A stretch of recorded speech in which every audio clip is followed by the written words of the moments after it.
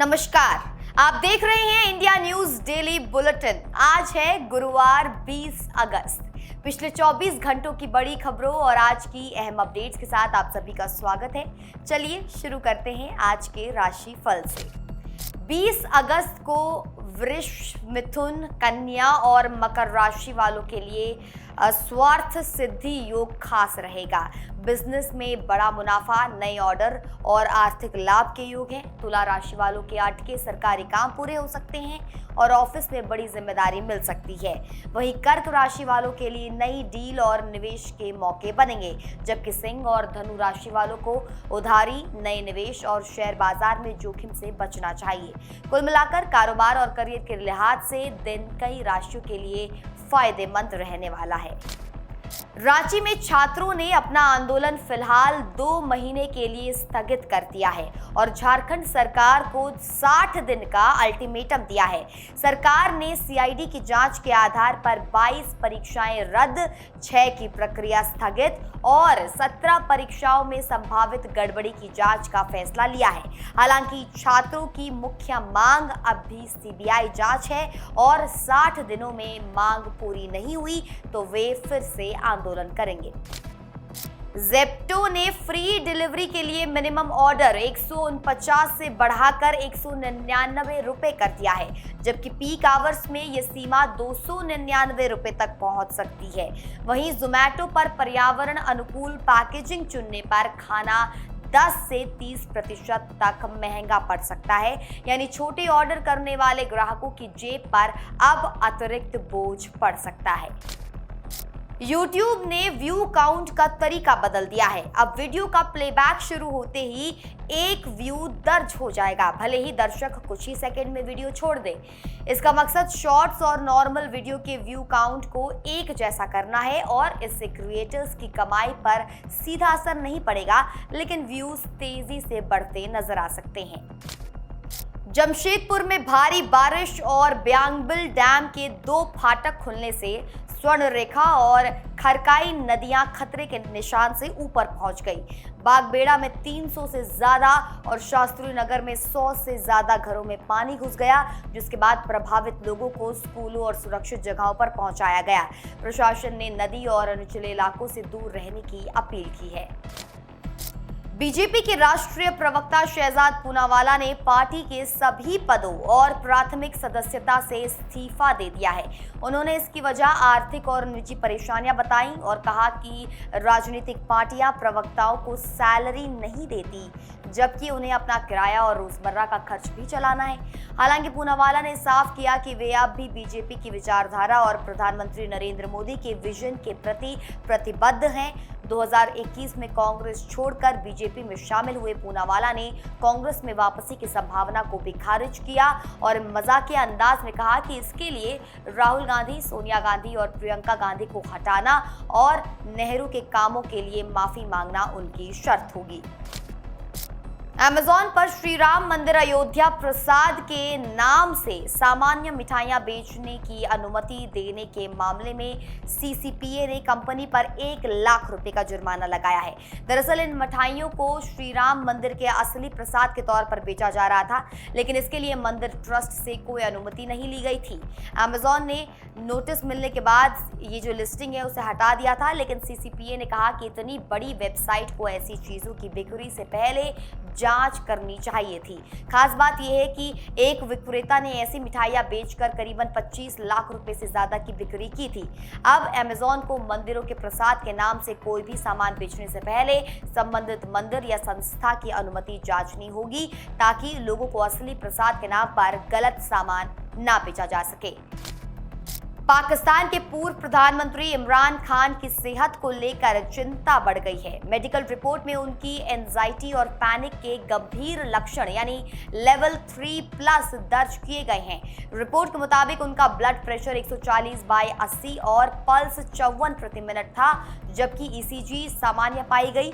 इसी बीच करीब 9 महीने बाद इमरान खान ने अदियाला जेल में अपनी पत्नी बुशरा बीबी और बहन नूरीन नियाजी से मुलाकात की।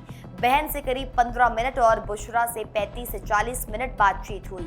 सुप्रीम कोर्ट ने उनकी बिगड़ती सेहत को देखते हुए उन्हें शिफा इंटरनेशनल अस्पताल में इलाज कराने और विशेष मेडिकल बोर्ड बनाने का आदेश दिया है, जिसमें उनके निजी डॉक्टर और बहन उस्मा खान को भी शामिल किया जाएगा। कोर्ट ने परिवार को हर हफ्ते मिलने की अनुमति दी है, लेकिन मुलाकात को राजनीतिक बयानबाजी का जरिया बनाने पर राहत वापस लेने की चेतावनी दी है। अब इमरान खान 16 सितंबर तक अस्पताल में रहेंगे और अगली सुनवाई में उनकी नई मेडिकल रिपोर्ट कोर्ट के सामने पेश की जाएगी। जर्मनी के म्यूनिक एयरपोर्ट से हनोई जा रहे वियतनाम एयरलाइंस के बोइंग 787-9 विमान की टेक ऑफ के दौरान पूंछ रनवे से टकरा गई। इसके बाद विमान करीब 9000 फीट की ऊंचाई पर लगभग 2 घंटे तक म्यूनिख के ऊपर चक्कर लगाता रहा और ईंधन कम करने के लिए हवा में ही फ्यूल गिराया गया। इसके बाद विमान ने सुरक्षित इमरजेंसी लैंडिंग की। फ्लाइट में 271 यात्री और 16 क्रू मेंबर्स थे और ये सभी लोग इस वक्त सुरक्षित हैं। बांग्लादेश में हिंदुओं की सुरक्षा को लेकर एक बार फिर सवाल खड़े हो गए हैं। रिपोर्ट के मुताबिक चटगांव में एक रैली के दौरान अलकायदा से जुड़े बताए जा रहे मौलवी हारून इजहार ने हिंदुओं को खुलेआम धमकी दी और कथित तौर पर कहा कि हिंदुओं को आसानी से मारा जा सकता है। इस बयान का वीडियो सामने आने के बाद चिंता और बढ़ गई है।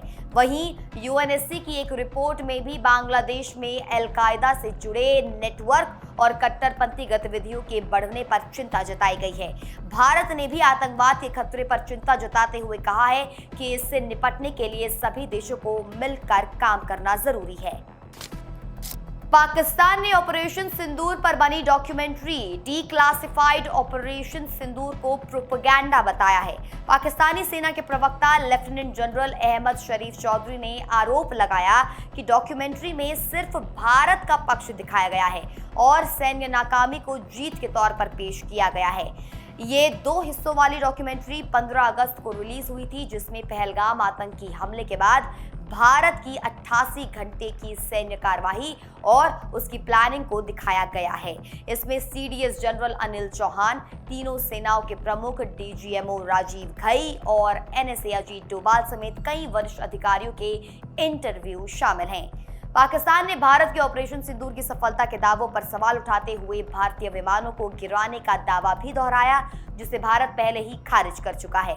वहीं पाकिस्तान ने यह भी कहा कि 10 मई को डीजीएमओ स्तर की बातचीत के बाद सीज फायर हुआ था, इसलिए इसे भारत की एक तरफा जीत बताना सही नहीं है।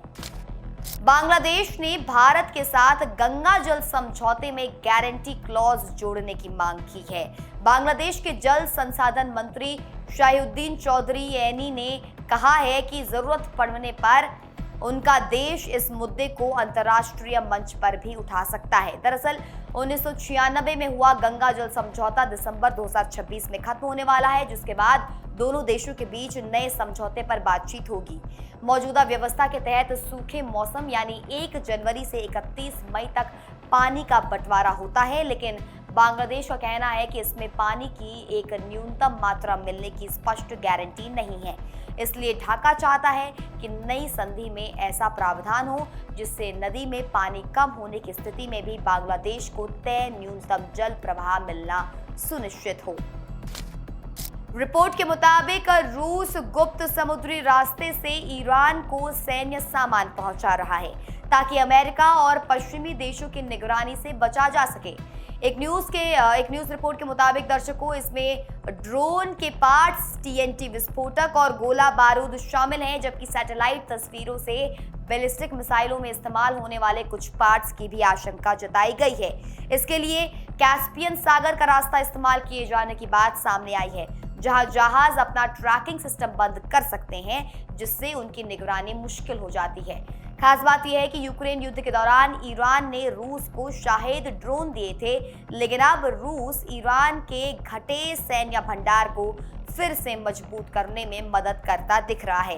रिपोर्ट्स में यह भी दावा किया गया है कि रूस ईरान को सैटेलाइट तस्वीरें और चीन भी मिसाइल, रेडार और नेविगेशन तकनीक से जुड़ी मदद दे रहा है। हालांकि रूस और ईरान ने सैन्य सामान की इस कथित सप्लाई की सार्वजनिक पुष्टि नहीं की है।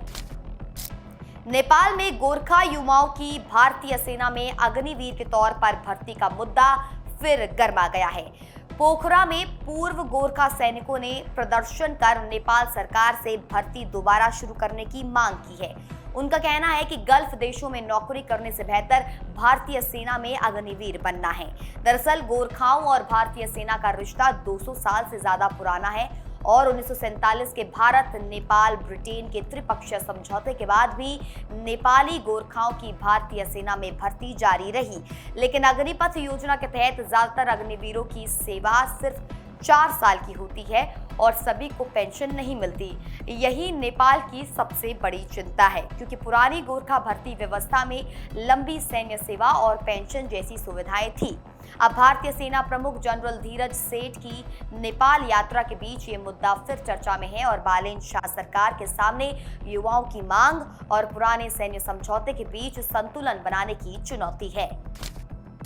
चीन के स्टेल्थ फाइटर J-20 और J-35A के बढ़ते खतरे के बीच फ्रांस अपने नए राफेल F-5 पर काम कर रहा है, जिसे भारत के लिए भी अहम माना जा रहा है।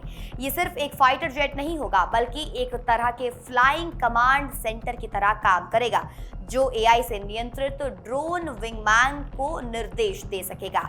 ये ड्रोन आगे जाकर दुश्मन के विमानों और ठिकानों की जानकारी जुटा सकते हैं, जिससे पायलट वाला राफेल खुद को ज्यादा सुरक्षित रखते हुए हमला कर सकेगा।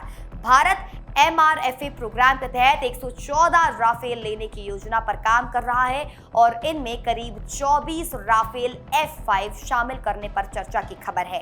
हालांकि ये कहना सही नहीं होगा कि राफेल F-5 चीनी J-20 की ताकत को पूरी तरह खत्म कर देगा। इसकी असली ताकत राफेल, AI और ड्रोन की टीम बनाकर दुश्मन का मुकाबला करने में होगी। इसी के साथ फिलहाल के लिए बस इतना ही। देखते रहिए इंडिया न्यूज डेली बुलेटिन, सिर्फ और सिर्फ इंडिया न्यूज पर। नमस्कार।